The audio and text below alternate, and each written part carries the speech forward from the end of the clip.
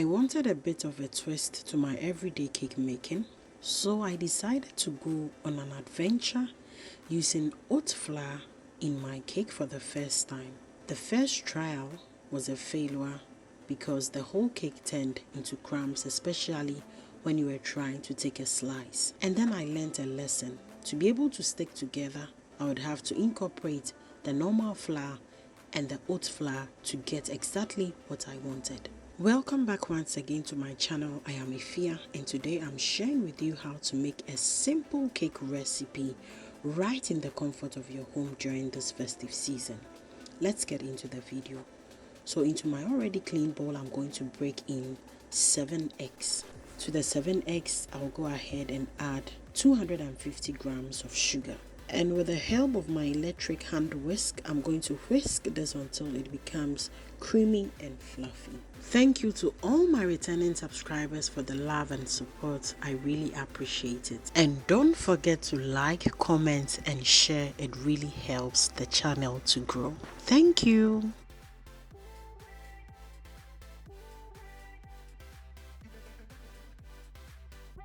With our eggs and sugar looking all fluffy and creamy, I'm going to add my orange zest. This helps to take away any smell of egg from my cake, and I tend to like the flavor it leaves in the cake. And this is the only flavor I am using for the cake. I will then pass all my flour through a strainer to get rid of any lumps. So I add in 300 grams of oat flour, and then 300 grams of plain flour, 4 teaspoons of baking powder, and then half a teaspoon of salt.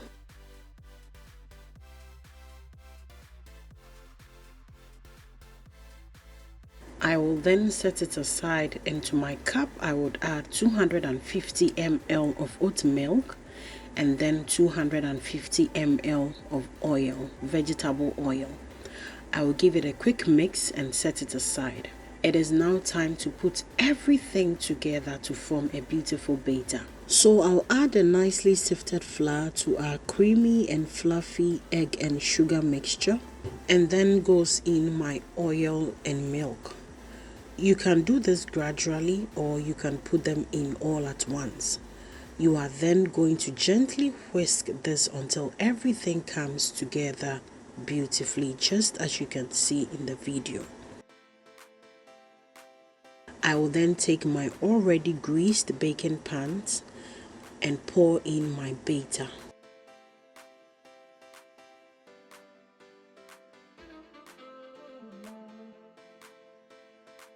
After pouring the batter halfway, I go in with my nicely diced chocolate.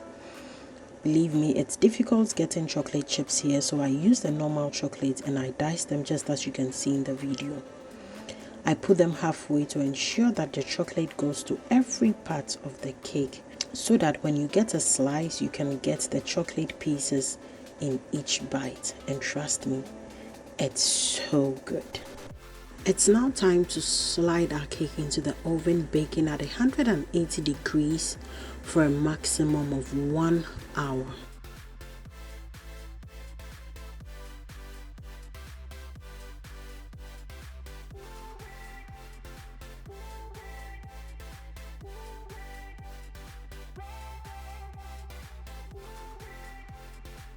And here we are after 1 hour. Allow your cake to cool down after it's nicely done. I'm going to cut through the cake so you see how moist and fluffy it looks on the inside. And the taste, it's actually so good. Thank you all so much for your time with us. Time is precious. So if you are able to watch this video till the end, I say God richly bless you, and may your week be lovely and fruitful. Till I come your way again in the next video, keep safe and don't forget to keep your little light shining. Bye.